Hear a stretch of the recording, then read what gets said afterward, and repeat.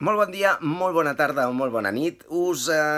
Faig aquest vídeo només per fer un aclariment. Ahir alguns es van posar les mans al cap perquè van veure que m'acomiadava amb un adeu i no li posava accent. I em deien, però si jo vaig aprendre a la primària que adeu portava accent.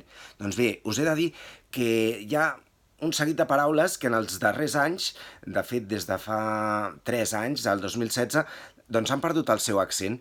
Eren paraules que tenien un accent diacrític, paraules que eren molt curtetes i que es feia servir doncs, per diferenciar entre mots, però com han dit que no són necessàries en la majoria de casos perquè ja s'entén pel context quina paraula és, si era una o una altra, ja no cal diferenciar-les, doncs han perdut aquest accent.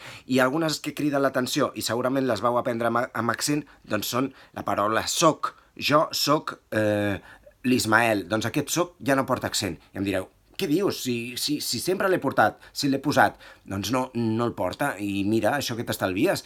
I si escrius milions de vegades soc, doncs estalviaràs tinta de bolis Bic a punta pala i et podràs fer, doncs no sé, una casa o podràs comprar-te 3 Plays 8 perquè quan ja hagis estalviat suposo que ja hauran passat uns anys. Bé, en qualsevol cas, també paraules dona del verb donar i dona de senyora, doncs ja no cal que li posis accent al verb donar, perquè no cal, perquè l'han tret.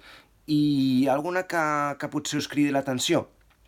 Alguna altra, sí, a veure, venen, vendre o venir, doncs abans es diferenciava, es posava un accent, segons fos el cas, doncs ara no el posis, i ja que la gent s'espavili, que s'enteri, que llegeixi, i a veure què en pensa.